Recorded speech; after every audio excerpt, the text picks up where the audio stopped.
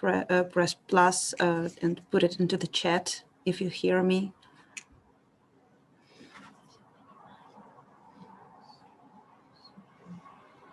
Okay, yeah, thank you, Megan. Well, it's 5 minutes past 4 here, so I think we may start now. I'm going to introduce myself. My name is Evgenia Leshina, and I'm from Moscow, Russia. I work for Environmental Center Zapovedniks, which is a non-governmental organization here in Moscow who works for all the protected areas of Russia. Our mission is to gain public support of the protected areas and raise people awareness about what protected areas do for them and for conservation of our natural resources of Russia and of the world as well. You see, for many years, protected areas in Russia have been closed for visitation, and that created a stereotype that they are limited now and are really closed for visits for tourists, and public doesn't support them too much now. So that's our work, to make a better communication between public protected areas and public here. I'm going to share my screen now just to give you an outline of what are we doing. First of all, this session is called Innovation and Technologies for Online Volunteering. And I'm going to, during this session, I'm going to share our tools that we are using to involve more people in regular volunteering. And I would like to hear your opinions about that tools and probably your experience as well. People are coming. Bernice, could you please help me accept all those people coming here? That would be very nice, so that I'm not interrupting the presentation, please. Okay. Yes, I will do that. I will do that. Okay. All right. Thank you. So about my center is called Zapovedniks. And that may be a strange word for you. Actually, Zapovednik is a natural reserve, one of the most strict forms of nature preservation, which coincides with IUCN category A1. And for many years, that was the only form of nature protected areas here in Russia. For about 40 years ago, our first national parks appeared, but the Zapovedniks still are the most common form here in Russia, and that's why we have that name for our organization. So you can read our mission once again. So we really work to improve both the performance of Russian protected areas and the communication with the general public. We train protected area specialists, and we also work for environmental educational organizations, and we create programs. We have a movement of the Friends of Protected Areas, which unite both school kids and grown-ups. We also work with the local communities to build communication for all the stakeholders, protected areas, local government, local people, activists, and whoever is involved. Some years ago, we started our own ecotours for the protected areas, because many of the ecotourist destinations are located outside the protected areas, and protected areas themselves don't know how to work with tourists. So that's where we help them. And we have our own volunteering center, which is called Chipmunk.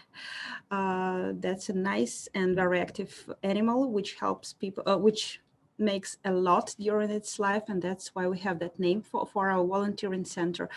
We organize both international volunteering camps and national volunteering camps throughout Russia. That's how we look. That's how we team. There are not many of us. We are all specialists in geography, nature protection, sustainability.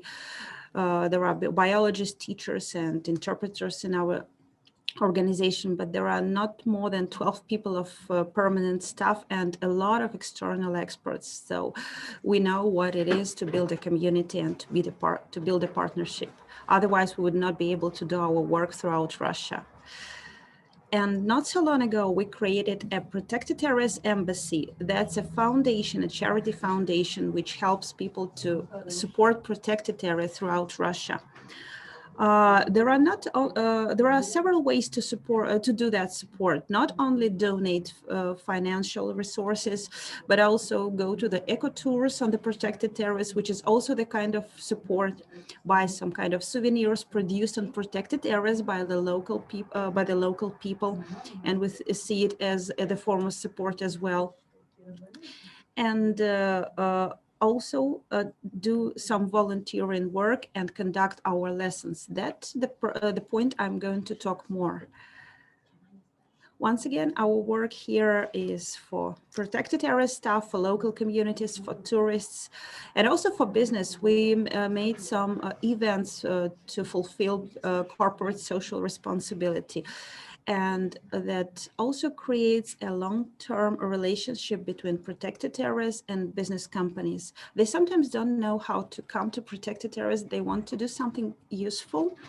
And they have a lot of people, the office managers and the employees that want to do something useful for the nature protection. But the only thing they could think about is probably cleaning some waste, refurbishing something, or planting the trees. We provide them more opportunities to be useful, to be responsible, and sometimes it results in long-term partnership. We create online marathons where we educate large companies, employees, and then make them be volunteers. Volunteering is one of our main programs, and not only one-time volunteers which go from territory to territory, I mean from protected area to protected area, but there are other forms of volunteering as well. And speaking of that, I would like to know your opinion. What's volunteering means for you? And I would like to ask you to use menti.com with the code 5399-7277 and answer my question. I'm going to stop my demonstration for a sec, and I'm going to wait your responses there. What comes to your mind when you hear volunteering?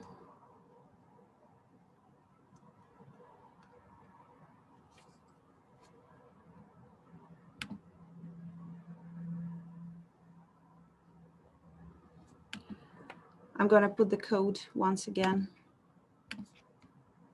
5399-7277. 5399-7277.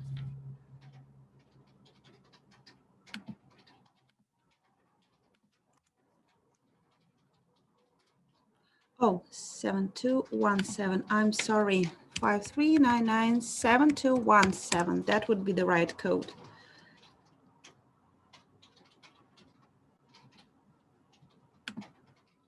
Thank you.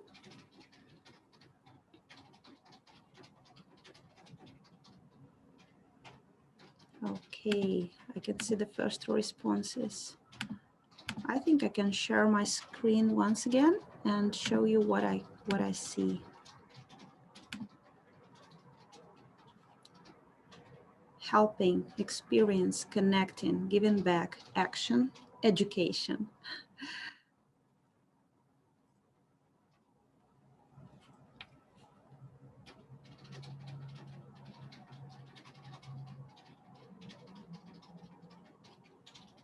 Experience.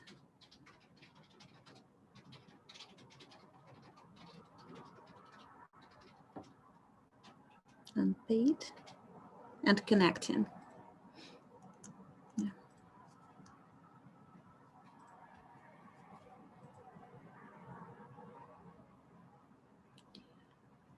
And there is, okay, yeah, thank you. I think anyone else to leave their response? I would like to ask one more question for you in the same Mentimeter.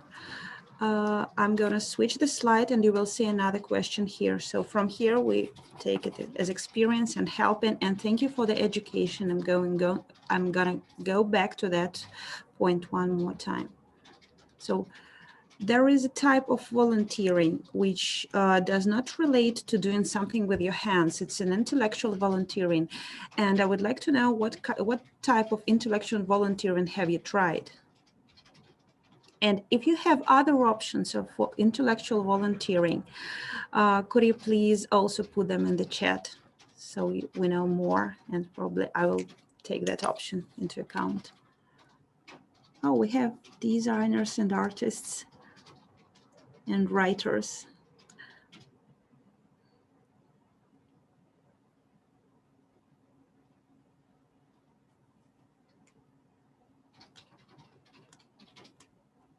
Teachers and trainers, and those who work with the community and even organize events.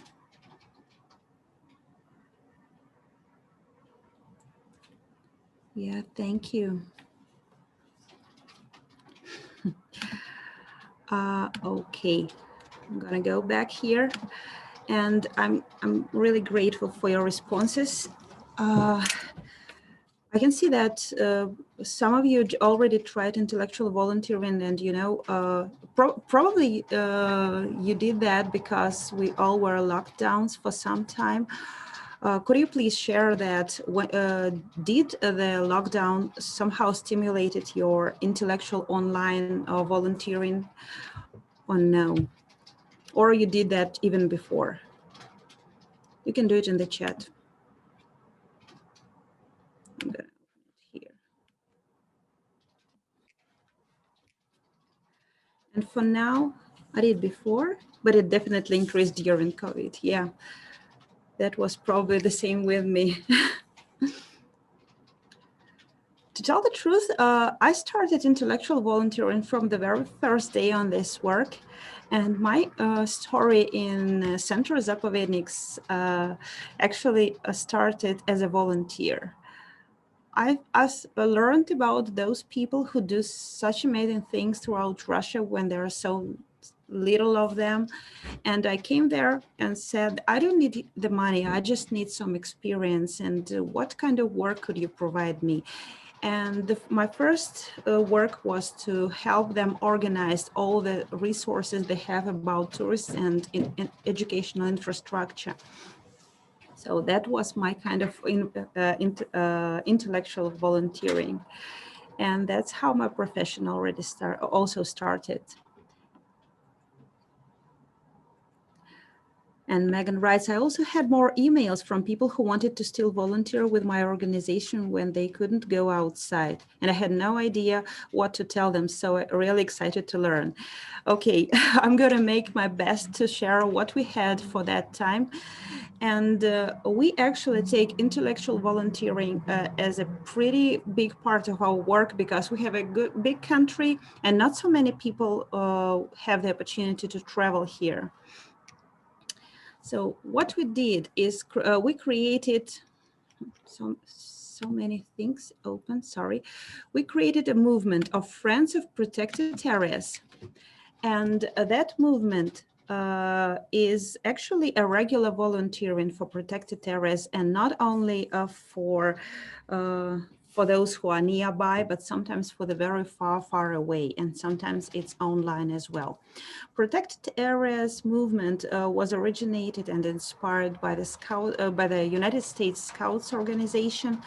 And we saw that as some kind of educational organization for school kids who would like to see more about the nature nearby. And we saw the protected areas as the organization who could open that door for them.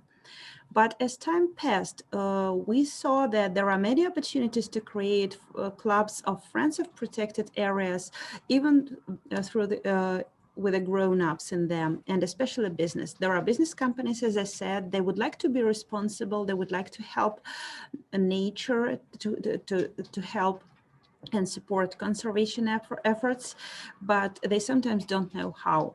And that's why we create protected areas friends in the regions, and they unite business companies who would like to be socially and environmentally responsible. For making these clubs work, we had to create several tools. As I said, we have some educational marathons where we conduct webinars and such like things for the employees. We also organize events where they plant something or they clean something, you know, that's regular stuff. But we also needed a tool by which they asked us to create. They said, we have a lot of schools and we will have a lot of orphanages we would like to care about and to educate them. We have a lot of volunteers among our employees, but we don't know what to tell them. From the other side, we had teachers who were leaders of the Friends of Protected Areas clubs, and they asked us, we need tools to educate pupils who are interested in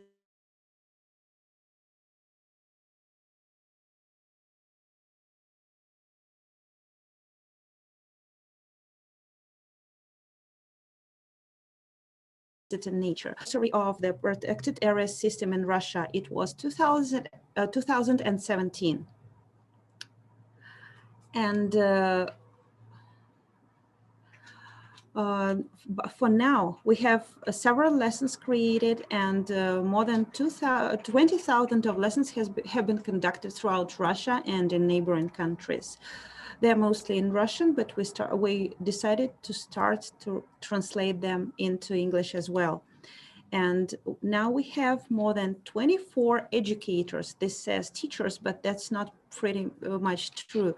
We have educators. Those are activists, volunteers, parents, and teachers that are registered in our website with the lessons and that conduct those lessons. And that was our response to what the volunteers could do without leaving their homes or without going too far. They could raise public awareness about the protected areas. They could conduct those lessons offline, go into some schools, to some clubs or libraries, kindergartens. We didn't expect that, but there are people from kindergartens to universities who conducted the same lesson, just converting that into appropriate form. And what we tried last year was that those lessons can be conducted online, from short videos to the fully interactive lessons. Today, I'm going to show you one of those lessons, which was called Discovering the Antarctic Together, which was translated into English because we thought that it may be useful to people outside Russia, as the Antarctic is the issue and the point of interest of many people around the world. So, and that was the most interesting tool I would like to share it with you today. What we do with those who conduct those lessons, we give them the certificates, and that is very useful for the teachers because it goes to their portfolio and they get more money because they are active, because they take some innovations. And it actually goes into the portfolio of students who conduct those lessons as well. And people just care about that. And if we would like to somehow give recognition to those most active with our lessons, we want to grant them the free, I'm sorry, I cannot, to grant them the free participation of our International Forum of Protected Areas Friends. And that's a big event in Russia, which gathers both grown-ups like businesses and school kids. They have parallel sessions, of course, and brings people together to build a big community and share their experience of helping protected areas in Russia in different forms. This year, we conduct an online marathon, which includes many different types of tasks for Friends of Protected Area throughout Russia. They unite in teams from 3 persons to 25 persons and take part in different activities. That might be educational activities, musical events like we did last week, and some kind of sport events like in the nature areas, or some digital tasks we also provide them. And they get scores for every task they fulfill. And the most amount, the biggest amount of scores they get for the protected areas lessons. They may go to they may gather a company of friends to conduct them. They may go to their own classes if they are school children. They may go to their partner in organizations to conduct those lessons and give us photos and some short report. That's how they get the scores for their online marathon and the certificates for their own. I'm sorry, I just wanted to check the chat. Uh,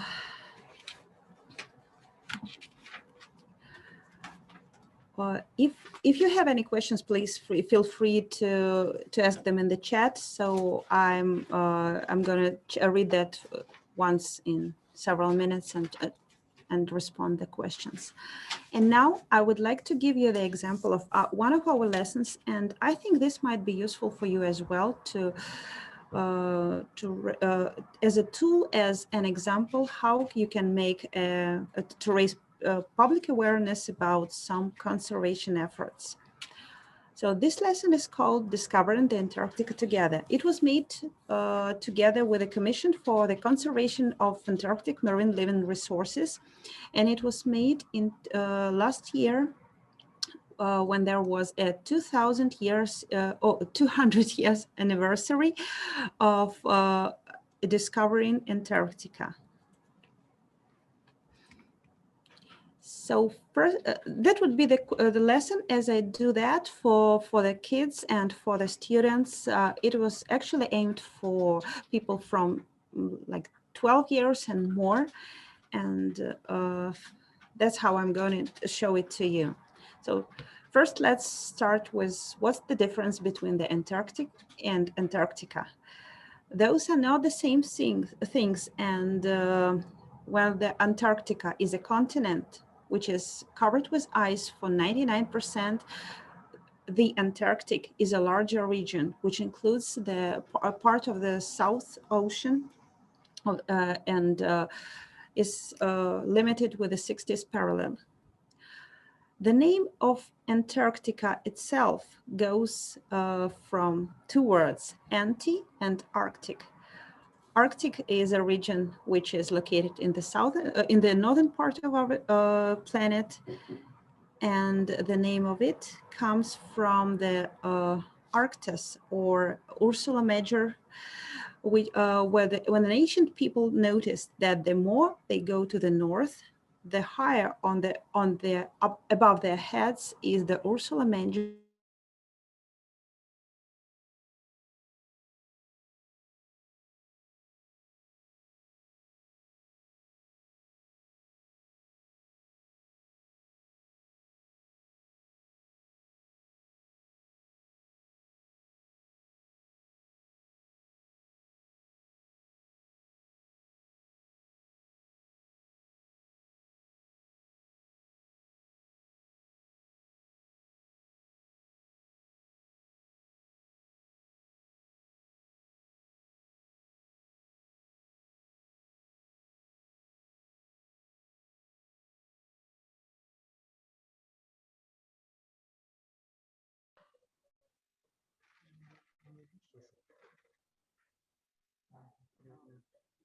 Hello.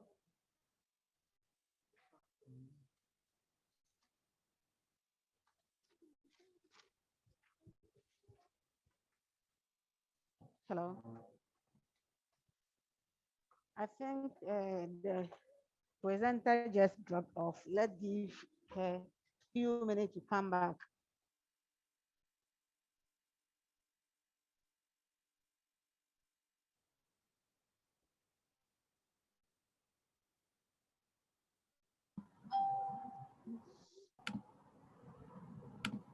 Hi Hello, there. Do you Regina, are you hear me? back? From what point in time you lost me? I You think were you explaining cannot the share difference your. between, oh, sorry. Uh, what about now? Do you hear me well? Yes. Regina, I think you Okay, should yeah, share your thank you. screen again. At what point in time did you lose me? Uh-oh. You were on the slide that was explaining the difference between the Arctic and Antarctica. Yeah. Thank you, thank you. I'm gonna continue and okay. So what about the history of the Antarctic? As I said, it was discovered, the Antarctica as a continent was discovered 200 years ago. And there were two people who did the first written note about that. It was Fabian Gottlieb Hello, von Regina, please. Bellingshausen. Hello, Yeah. can you please reshare your screen? Oh, sorry. You have to reshare your screen. Oh, Screen. I didn't. Your slide. Sorry. Yes. Yeah, yeah, yeah. Yes. Sure, sure. You have to reshare. All right. Yeah, that's Okay. now. It works now. Yes, you can see now. Uh, so okay, sorry. That was the internet connection issues always come in time, you know. Well, there are people who played a major role in discovering the Antarctica, and it was not a single person, as it sometimes happens. There were two discoverers, Bellingshausen and Lazarev, and they were the marine officers of the Russian Empire who took the first written notes of the continent they saw in the very southern region of our planet. But they didn't land on Antarctica. And it was Karsten Borchgrevink who first stepped on the continent several years later. And those two guys on the right side of my screen, they they actually made it a thriller to reach the southern pole. Roald Amundsen and Robert Scott were the two people who decided to be the first to reach the southern pole in the very center of the Antarctic continent. And they have a different approach for how to reach that the southern pole and how to prepare for that. And actually, there was a tragedy, and Robert Scott died after reaching the southern pole on his way back. However, Roald Amundsen was the first who claimed to reach the southern pole, and now his name is written in the history forever. Those were 5 people who took the major part in discovering Antarctica for the whole world, and who made written notes about that, and who made everyone knew about that. From that time, people have been looking at Antarctica as a source of resource, as a source of resources, as a source of scientific researches and such like things. There were many claims for Antarctica territories, but in the end, it's now a neutral territory, and I'm going to tell you more about that. So the location on the map, as I said, it's in the very southern of our planet. And from here, where I see it, it's about 16,000 kilometers away. I should take a flight either to Tasmania or to the southern part of Latin America, to Argentina, and then I should take a ship to get to Antarctic, to the Antarctic coast.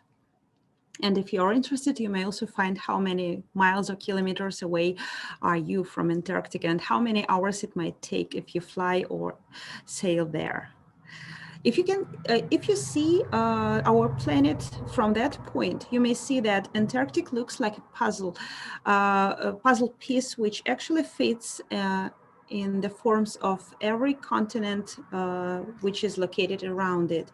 And it's no wonder because Originally, Antarctica was part of the whole continent long time ago. However, it was formed of three different parts, which have totally different age. The most ancient part of Antarctica as the continent is 3,000 million years old. It's the East Antarctica. The Pacific Ring of Fire, as it's called, or the middle part of Antarctica, is middle-aged. So it's from 480 to 550 million years. And the youngest part is less than 450 million years. And this is not only the youngest part of the continent, but also the most active part. There are actually volcanoes there. I think that sounds strange that the continent totally covered with ice may have something as hot and active as a volcano. But there are many of them in the Western Antarctica, and the biggest and the southernmost active volcano on Earth is Erebus. It is located on one of the islands just near the coast of Antarctica, on the Ross Island. And please remember that name because we are going to tell more about Ross and the Ross Sea and that part of the Antarctica.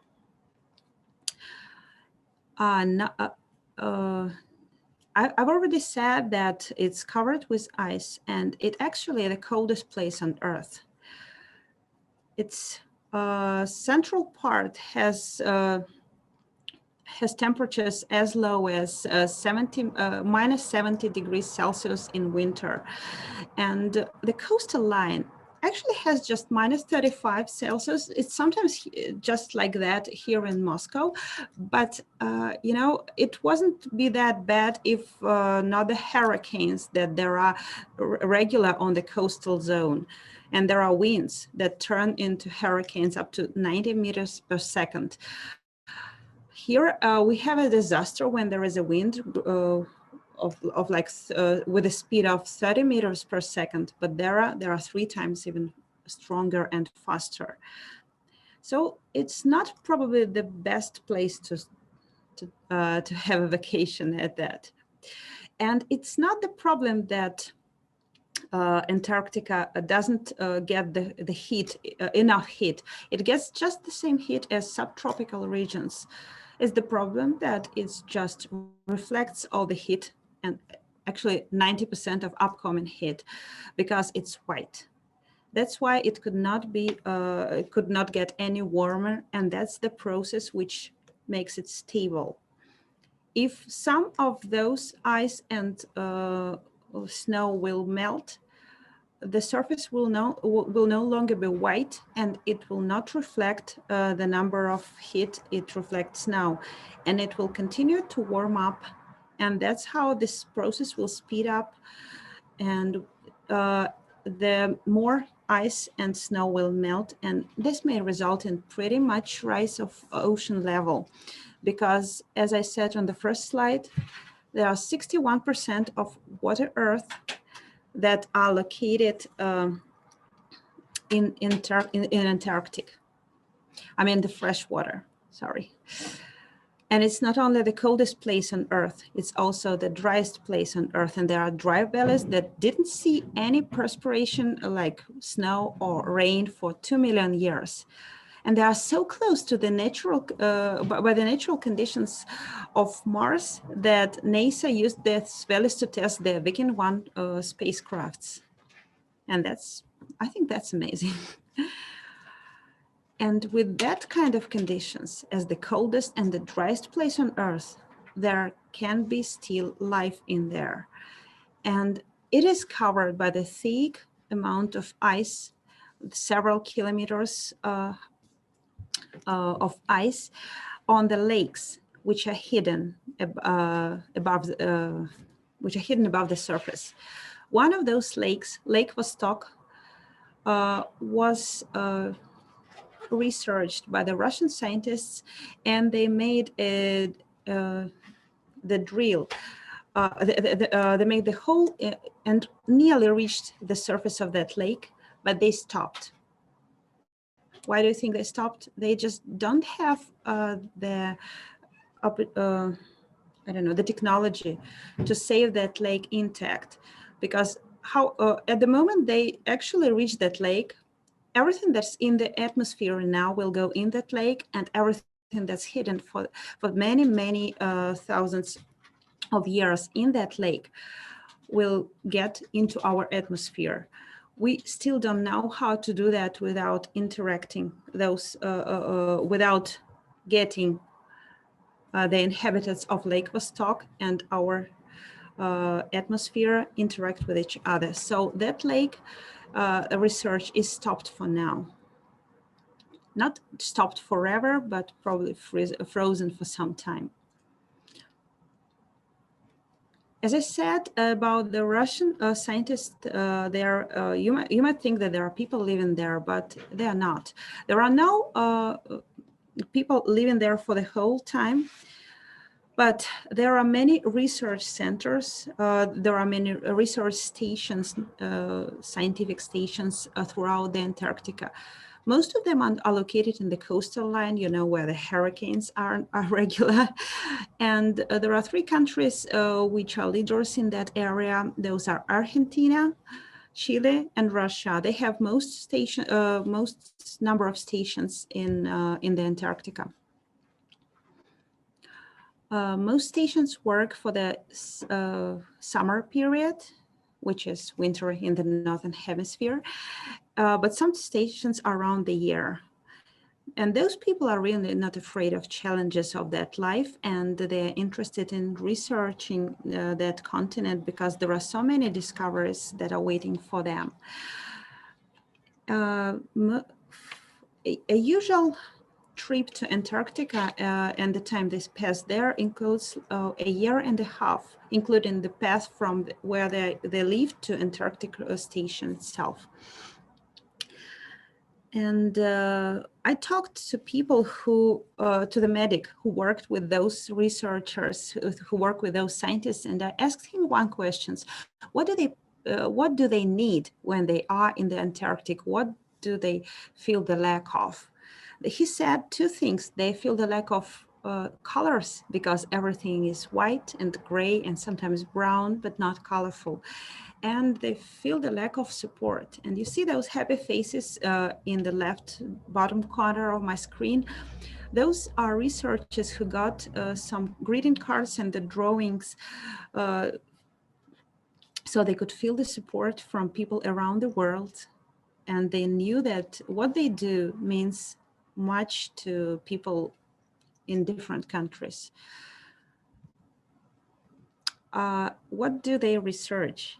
I'm going to show you one thing that actually means a lot for not only to the Antarctica continent, but to the Antarctica, the region itself. As there are not only geological conditions that can be interesting, there is life around the Antarctic and in the Southern Ocean as well. And that life needs to be researched to be conserved, for sure. People, when we think about those who dwell in the Southern Ocean, we might think of big killer whales or leopard seals that are big, beautiful, sometimes dangerous. Of course, we think about penguins, and you should know there are no polar bears in the Antarctica, but there are a lot of penguins in there. There are many species of penguins, and that's probably the real symbol of the Antarctic region itself.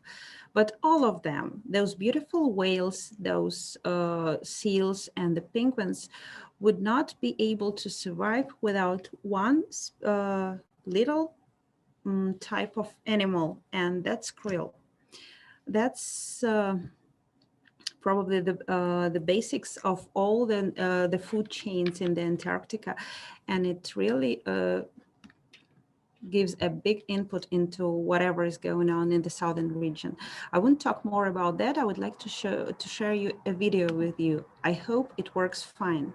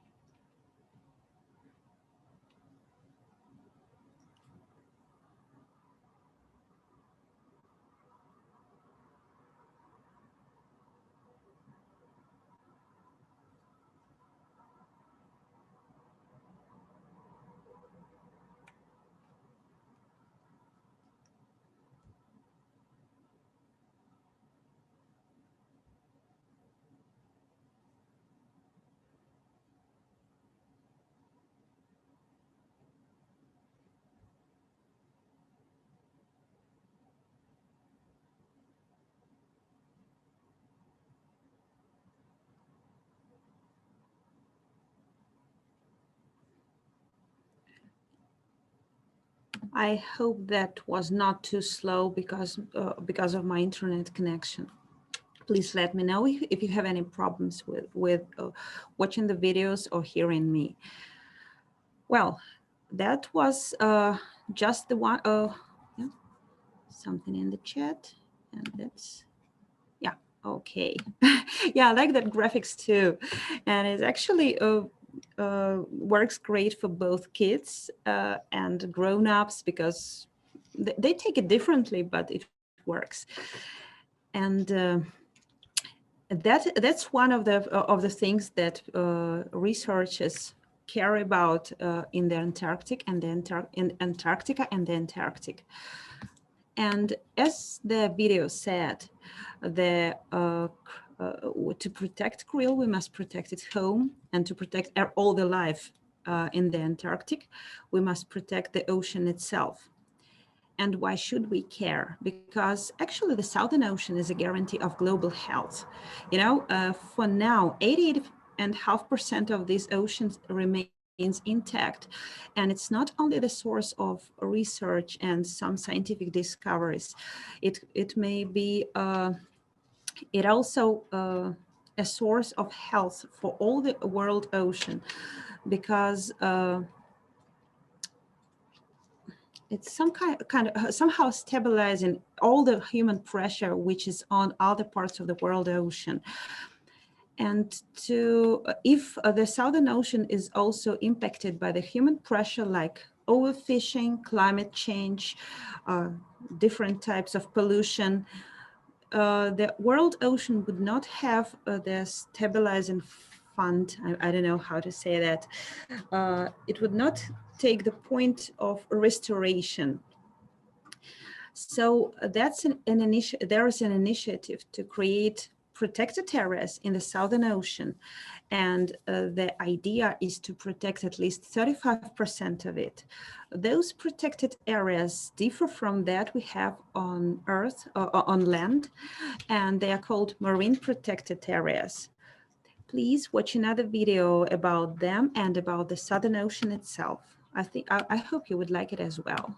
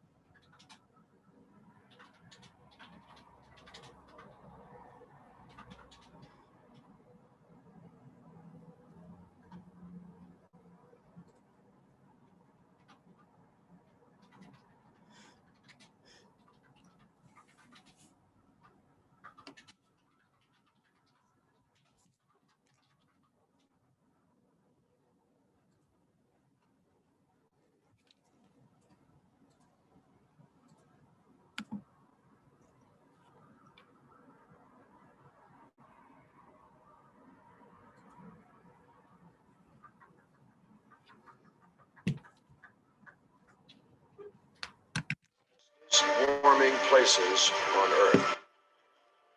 And there is a growing interest in commercial fishing in this area. The strain is becoming visible. We have the power to protect this ocean. It can be done, and in fact, it's already begun. In 2016, 24 countries and the European Union made history by creating the largest marine protected area on the planet in the Ross Sea. These countries are members of the Commission for the Conservation of Antarctic Marine Living Resources, or CAMLR. Their visionary decision to protect the Ross Sea is praised around the globe. But CAMLR also made an even more important promise, one that will have a bigger impact. They agreed to establish a network of large-scale marine protected areas throughout the Southern Ocean, including in the Weddell Sea, East Antarctica, and the Antarctic Peninsula. These protected areas would connect ecosystems, supporting marine animals that migrate between them as they forage and breed. And the benefits of these reserves will spread well beyond their boundaries. Our planet is changing, and never has this region been more fragile or important than it is today. Protecting the Ross Sea was only the beginning. It's time for Camelard to deliver on its word by working steadily toward a network of marine reserves that will safeguard the world's final ocean frontier before it's too late.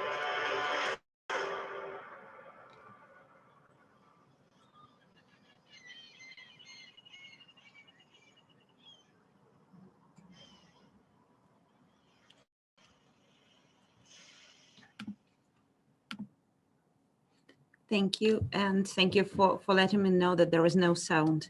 First, there was just a talk about what wonders of life and what kind of animals are there in the Antarctic. All those videos are available on the site with our lesson, and I will let you find that just when we finish the lesson. Sorry. I hope that you got the major idea of that video, and that the Southern Ocean should be under protection, and there is a goal to protect 35% of it by the network of marine protected areas. Marine protected areas is an area where all the species and habitats are fully or partly protected. And the studies actually, scientific studies actually prove that there are 6 times more resilient to climate change if they are fully protected than the unprotected areas.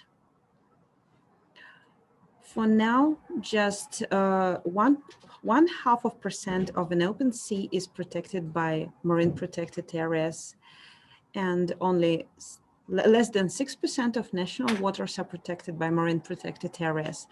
But there are plans to create more. The first one was created in the Ross Sea region.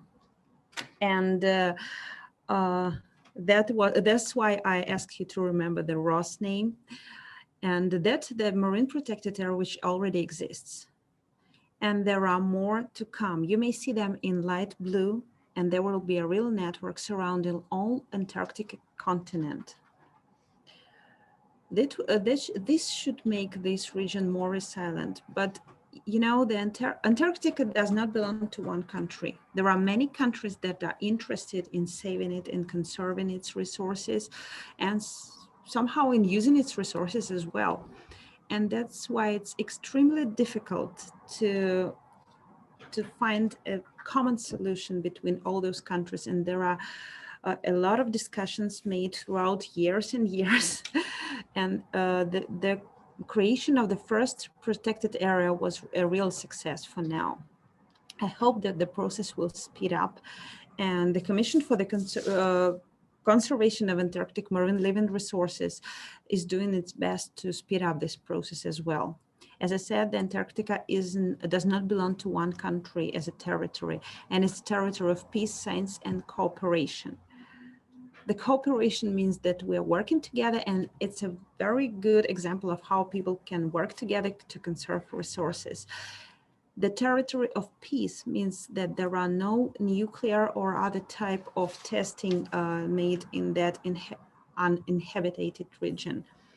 And as a territory of science, it means that there are many research stations and many researches conducted on that territory with people of all over the world. You may see the flags of many countries that actually work in Antarctica and care for that. And what do we as people all over the world can do? As I said, the Antarctic needs friends. And not only the scientists need your hello or your support, you may also do real things. And what the Commission for Conservation of Antarctic Marine Living Resources proposes is to support their initiative. They're having a social media campaign that will roll out on the 15th of April, this April, just 3 days from here.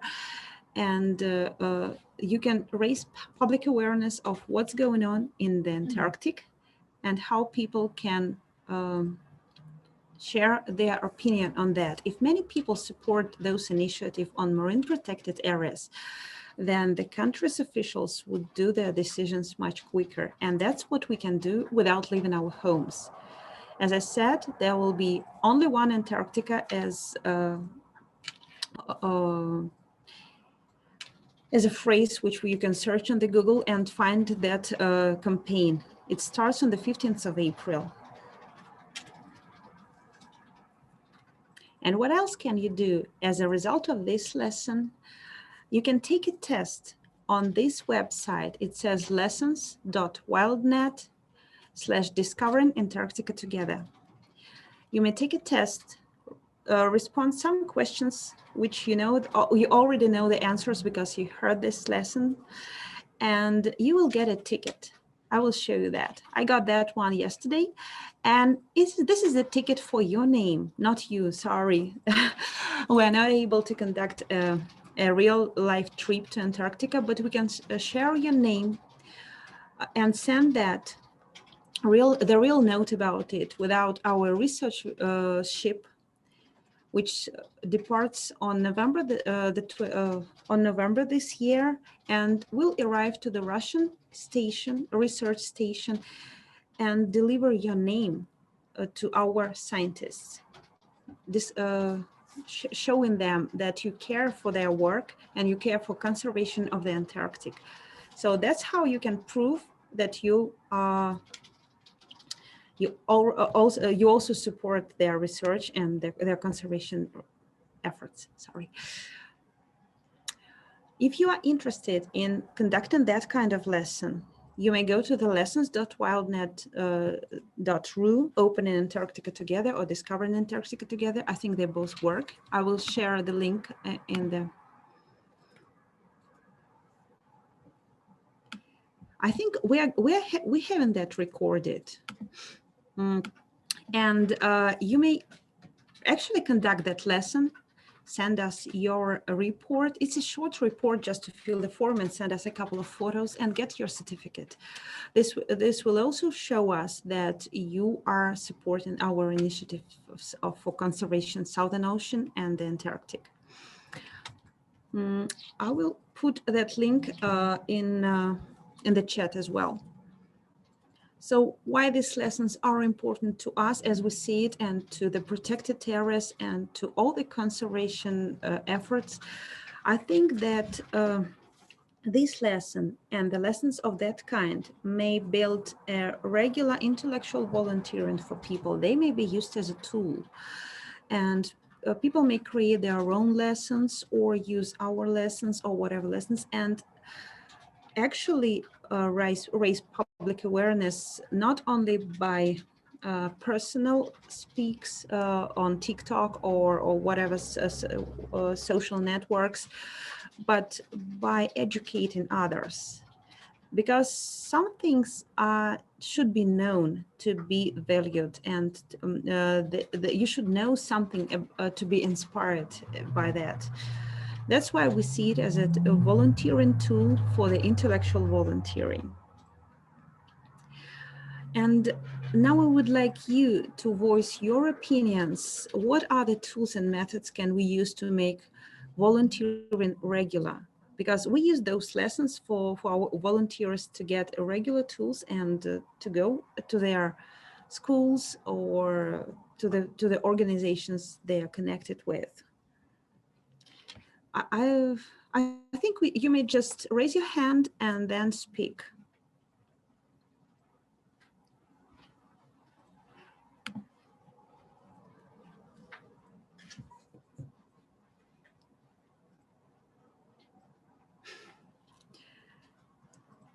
Everyone is waiting and silent. Could you please share what experience you have? I don't mind going first. So I live in Canada and I work for the Nature Conservancy of Canada. So we have a lot of typical on the ground volunteering. We have people come out and help us plant trees and remove invasive species and, you know, remove litter and things like that. And I definitely found during the pandemic that a lot of people still wanted to maintain their volunteering, but obviously we weren't allowed to go outside. We were in lockdown order.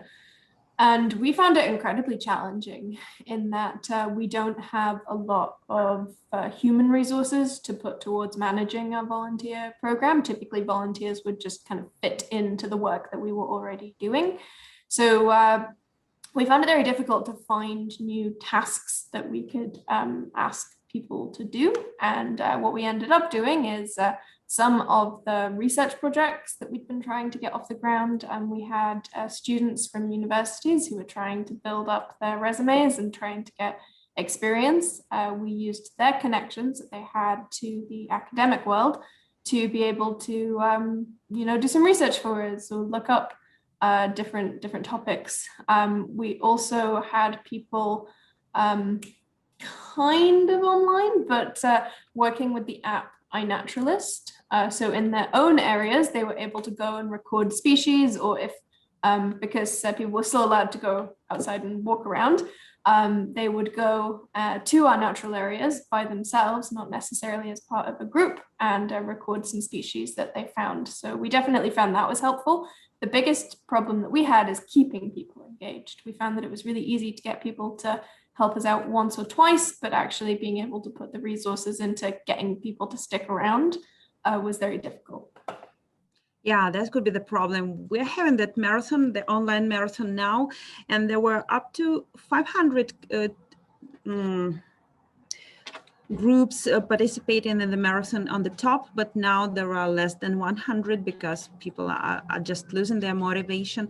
We use some kind of scores and just to make and try to make this the pace to give them regular tasks so that they are not feel abandoned and lost, just like contacting them twice a week or something like that. Making some community events, like we had a musical event where we just sang songs online, and that was pretty fun. People found felt themselves inspired. That was not actually a volunteering, but that was a totally community work. And for the lessons, as I said, we had people record their own lessons online, and we had that published on the social networks, and that was very helpful for the teachers. You know, last year when all the schools went online, the teachers were so lost. They didn't have enough resources to conduct the lessons, and they were happy to have every opportunity just to switch on the video and let it go. Besides, with our lessons, we also provided some kind of printouts so that people could do that at homes and fulfill the tasks and then send us photos of what they did. I made an out of the window bird watching, some kind of that stuff. This is not a scientific research, but it's a kind of involvement for people not get lost while they're on with the lockdown. Any other experiences and to share?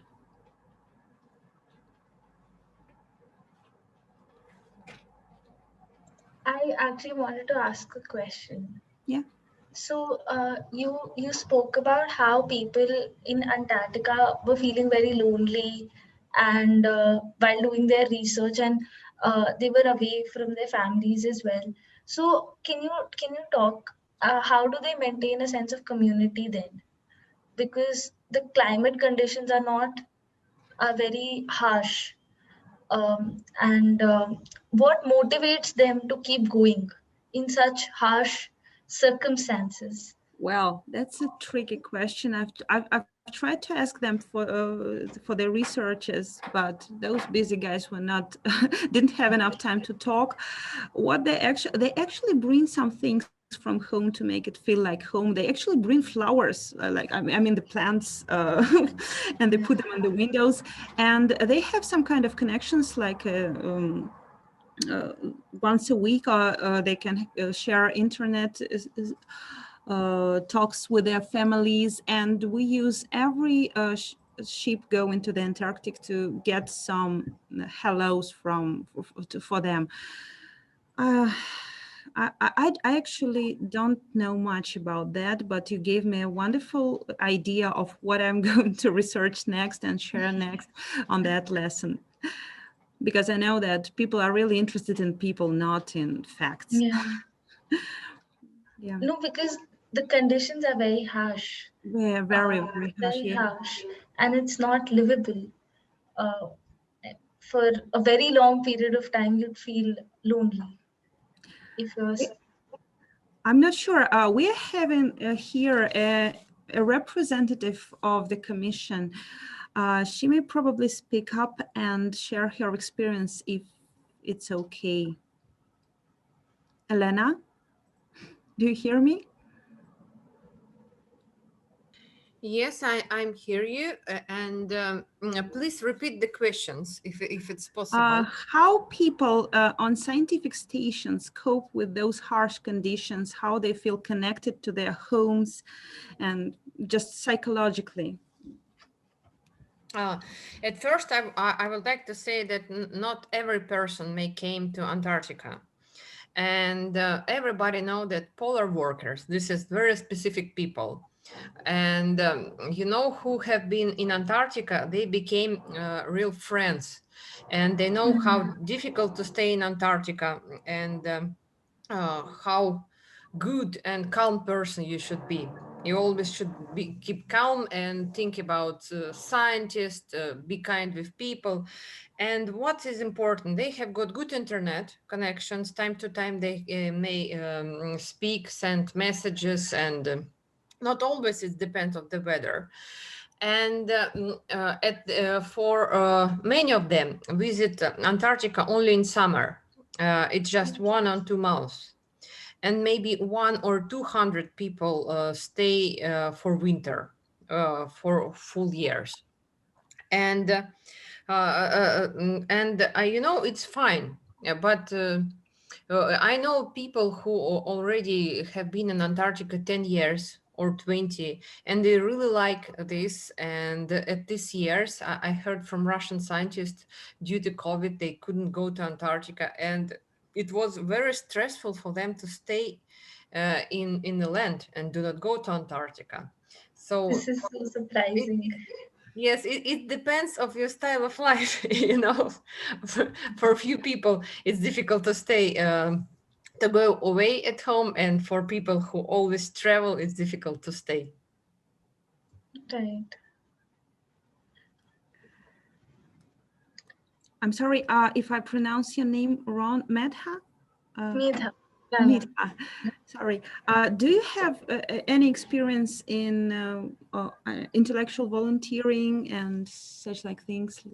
I have volunteered in the past, but I have not volunteered about this specifically. I have volunteered and worked in communities where we were talking about menstrual hygiene and other things, women safety and all those things. But I've never really volunteered about climate and Antarctica and all these things. This is very, because I come from a very warm country. I am yeah. So here in India, I don't think climate and this is a priority for at least our leaders. This is something which is very new that I'm learning through this meeting. Yeah, I know. We, yeah, we And that's talk why, about, yeah, well, that's why we rose that the topic, because it may be amazing, and on the other side, it may be interesting to people all over the world. And that's just an example how people can talk about things long ago, far away, yeah. And because I think 2 years ago, there've been a first time they found a plastic in the Antarctic ice. I mean, there are no people who can pollute that from the Antarctic itself, but there are plastic which goes from the southern parts from the north to the south of our planet, and that's why we all should care about that region. Right. Because, And are the donations enough? Because you were talking about the donations that are collected and corporates also funding. But are they enough? Is the social media awareness enough about Antarctica, or are people still unaware? The difference between. there are not the donations that matter. There are people who can support that, but the public awareness matters more because it actually speeds up the decision-making process, which is very slow because there are many sites interested in the Antarctic region, and that makes it really, really slow. Why are people so interested? Why are countries so interested? There is a lot of fish in the intact Southern Ocean, and that's why there is a lot of commercial fishing. Okay. That's why people are reluctant to protect those areas and to limit the fishing itself. Elena put the initiative that I talked about in the chat. Only.1 Act Antarctica. So this will be ready by 15th of April, and that's you could share that as your support to the Antarctic conservation. No, I'd love to raise awareness about this on social media so that more people join in. Yeah, thank you. That would be really, really nice. Yeah. Anyone else has some questions? I would put the link to our lesson as well. You can register, you can download all the materials of this lesson, and you can conduct the lesson itself, or just use the presentation and do whatever you like if you found that useful. Yeah, please speak up. I'm sorry, Anuranjan? Yeah. Anuranjan, yes. Eugenia, am I audible? Yeah. Eugenia, am I audible? Yeah, hi. So thank you for your talk. It's really fascinating to hear what you guys are up to in Russia.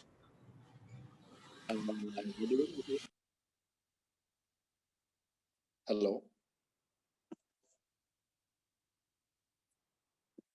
I can't hear you. Can you hear? Could you please repeat the last phrase, please? Yeah, so thank you for the talk. It's really fascinating to hear what you guys are up to in Russia.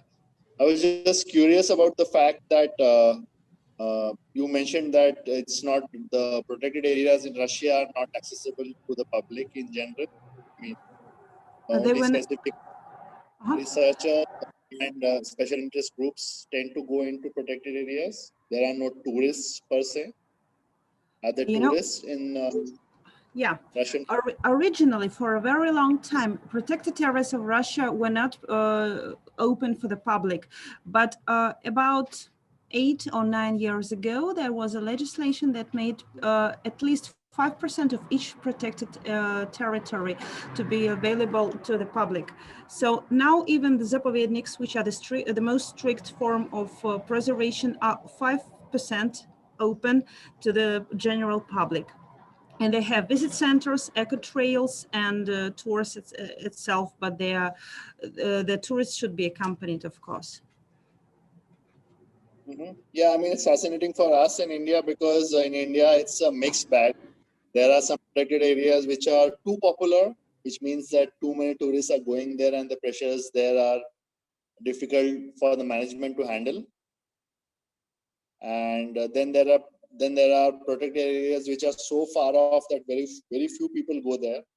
And because we are a developing country, there is pressure from the political establishment to extract resources or destroy those natural areas. So it's interesting to know of the Russian scenario, and I mean, volunteering and other stuff is still catching on in India. It's not as popular as it is in the Western countries, but I think volunteering initiatives like yours will give us ideas to implement here so that we get more people interested out of sheer interest.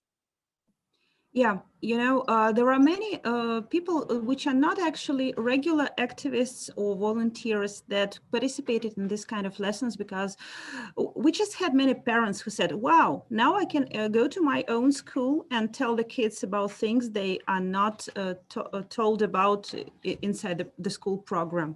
So we have many people who don't have the professional necessity to do that, but they were eager to share their new knowledge. So that's how it worked. And yeah, thank you.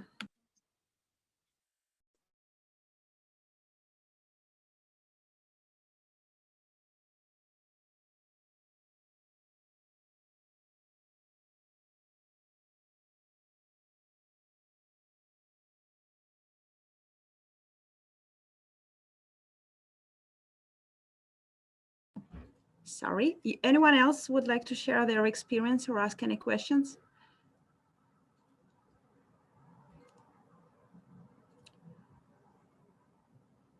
I wonder, there are still people in the waiting room. And I could, Bernice, could you please let them in? I'm not sure who are they. They probably reconnected. Megan? Yeah, do you find that you're able to get people the same kind of level as excited about online volunteering as you do in person? And a lot of people when they come to me, they want to volunteer because they want to go outside. But since that's not always possible, we do have to virtual volunteering sometimes. But I find it fun to get people excited about that.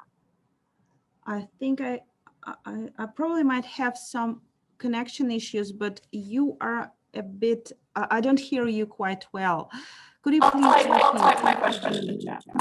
Yeah, thank you. That would be really, really nice. I don't know why.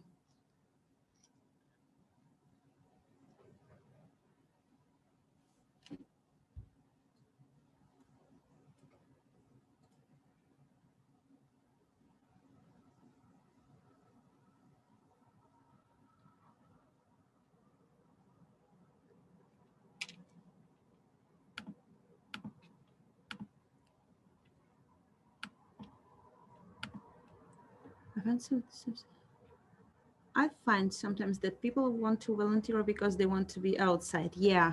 Have you been able to get people excited about volunteering online?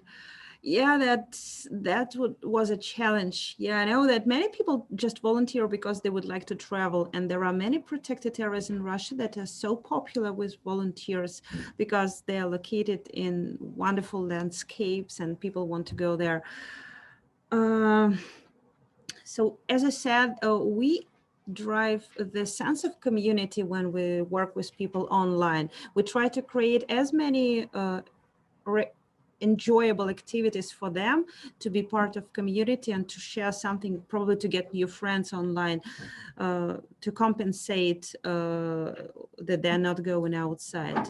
And what's more, I tried to give them skills that they might be using when they go outside, like watching the birds, identifying the plants from, but not probably from their window. The bird watching is available from the window, but not the plant identification, but some skills that they might use as soon as they are outside. That's the time to learn, and that's the time probably to choose where you go next.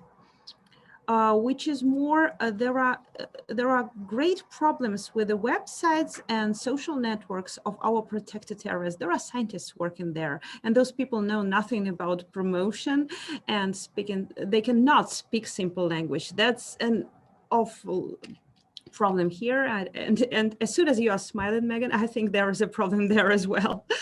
So the scientists just put all the information as it is, and if people are involved in leading the websites or the social networks for the protected areas, they become connected and they make person connections, so they are invited to go there as soon as they're open. I think this may also motivate them. That's the kind of volunteering we also take. And the design as well. I saw someone said that he used art and design as intellectual volunteering in his life. Here there is a great lack of design for the protected areas. People just tend to do everything they can on their own computers using PowerPoint and they don't know much about that. We also gather artists to get the outside master classes and to get some kind of artwork and to create some kind of artworks on the protected areas. They inspire each other, they inspire general public, and they attract more and more people, but probably not on the online.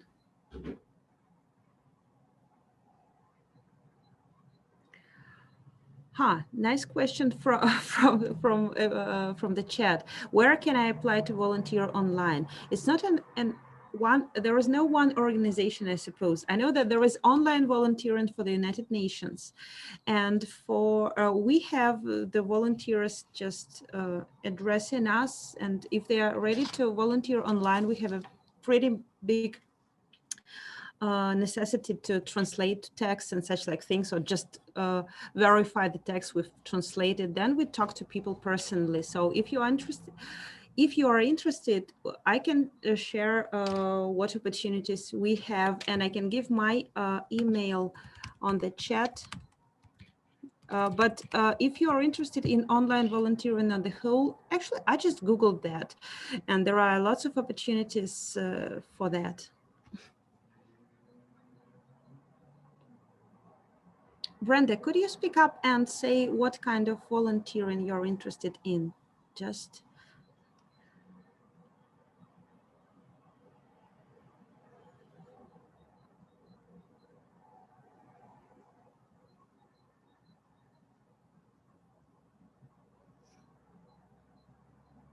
Katya, you're unmuted. Do you want to say something?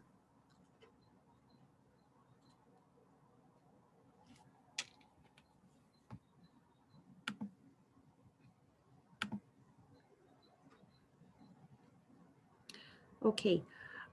If you don't have any further questions, I think that we may close this session. And if you have any more, my email is in the chat.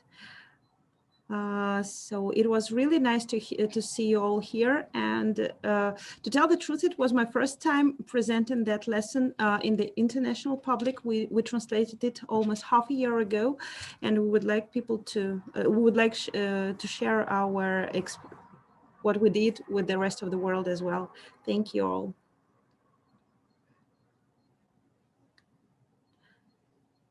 So yeah, if no other questions, then have a nice day, have a nice evening, have a nice night, whatever it is in store for you. Thank you. Bye.